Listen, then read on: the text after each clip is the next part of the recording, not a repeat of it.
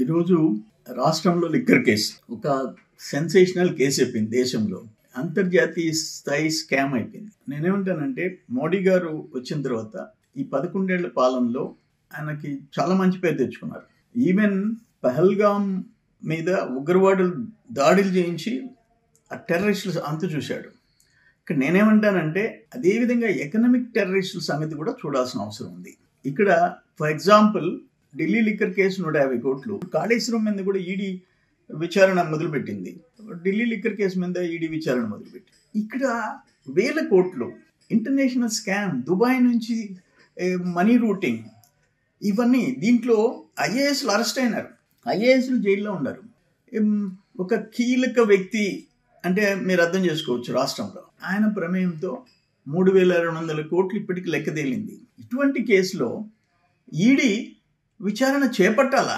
నేను చూసా మీడియాలో, ఒక వ్యక్తి ఆయన సోషల్ మీడియాలో నేను 50 కోట్లు పెట్టి కుక్క కొన్నాను అని చెప్పాడు. కుక్క పిల్ల. వెంటనే ఈడీ రైడ్ చేసింది.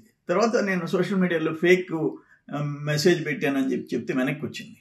5 కోట్లు 10 కోట్లు కూడా ఈడీ రైడ్ చేసేసి సీరియస్గా యాక్షన్ తీసుకుంటాను. నేనేమంటానంటే ఇక్కడ కూటమి ప్రభుత్వానికి, మోడీ గారికి నా విజ్ఞప్తి ఏంటంటే, బరి తెగించిన స్కామ్ ఇది. మనుషుల ప్రాణాలు తీసిన స్కామ్. 3200 కోట్లు ఒకటే కాదు, 30,000 మంది ప్రాణాలు బలిగొన్నది ఇల్లిసిట్ లిక్కర్. ప్లస్ లక్షల మందిని బెడ్ రిడన్, హాస్పిటలైజ్ అయిపోయినారు, పనికి రాకుండా పోయినారు. ఇంత పెద్ద ఘోరమైన దోపిడీ నేరం, దీన్ని సీరియస్గా తీసుకోవాల్సిన అవసరం ఉంది. అక్కడ టెర్రరిస్టులని ఎట్లా అంతం చేశారో, ఎకనామిక్ టెర్రరిస్టులు కూడా మోడీ గారు సీరియస్గా తీసుకొని అంతు చూడాల్సిన అవసరం ఎంతైనా ఉంది.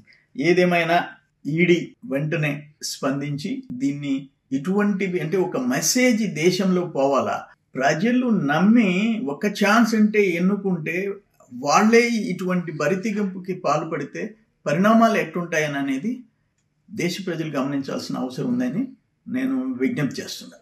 Please subscribe to Leo News for more videos.